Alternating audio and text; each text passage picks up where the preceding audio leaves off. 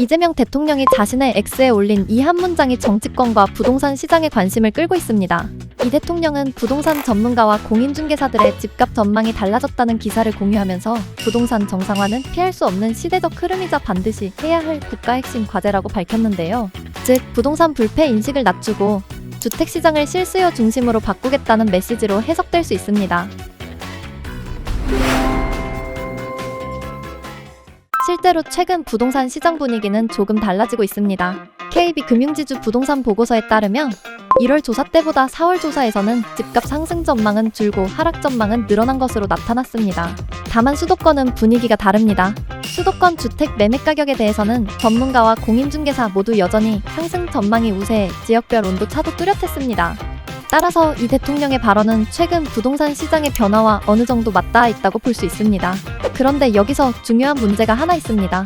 집값 상승 기대가 꺾인다고 해서 일반 서민들의 주거 부담이 곧바로 줄어드는 것은 아니라는 점입니다. 오히려 임대차 시장에서는 정반대 흐름이 나타나고 있는데요.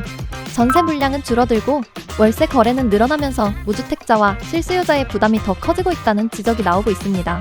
또한 국토교통부 주택통계에 따르면 올해 1분기 서울 전체 주택 임대차 시장에서 월세 비중은 70%를 넘었고 서울 아파트 월세 비중도 50%를 넘어선 것으로 나타났습니다.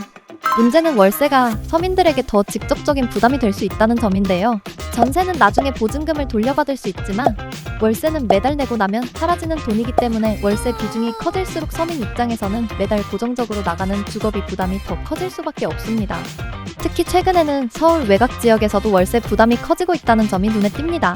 과거에는 고가 월세라고 하면 강남이나 주요 핵심지 아파트를 먼저 떠올렸는데요. 하지만 이제는 서울 외곽 지역에서도 월세 200~300만 원 수준의 계약 사례가 나오고 있습니다. 결국 월세 부담이 특정 고가 지역만의 문제가 아니라 일반 실수요자들이 사는 지역으로도 확산되고 있다는 의미입니다. 그렇다면 지금 부동산 시장을 어떻게 봐야 할까요? 먼저 정부 입장에서는 부동산 가격이 계속 오른다는 믿음을 깨는 것이 중요합니다.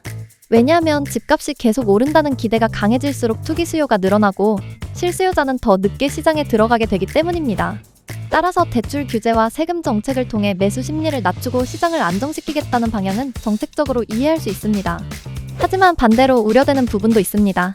전세가 월세로 빠르게 바뀌는 흐름은 고금리 부담, 전세 사기 여파, 공급 부족, 임대인의 보유세 부담, 전세 대출 규제 등 여러 요인이 함께 작용하면서 임대차 시장에서 전세 물량이 줄고 월세 거래가 늘어나고 있습니다.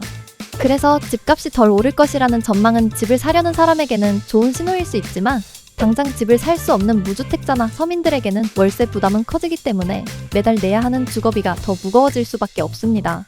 결국 부동산 정상화의 핵심은 집값을 떨어뜨리는 것만이 아닌 서민들이 안정적으로 살 수 있는 주거 환경을 만드는 것입니다. 이재명 대통령의 부동산 정책, 여러분은 어떻게 생각하시나요? 부동산 불패 신화를 끝내기 위한 규제가 필요한 시점이라고 보시나요? 아니면 월세 부담이 커지는 상황에서 서민 주거 대책이 먼저 보완돼야 한다고 보시나요? 여러분의 생각을 댓글로 남겨주세요.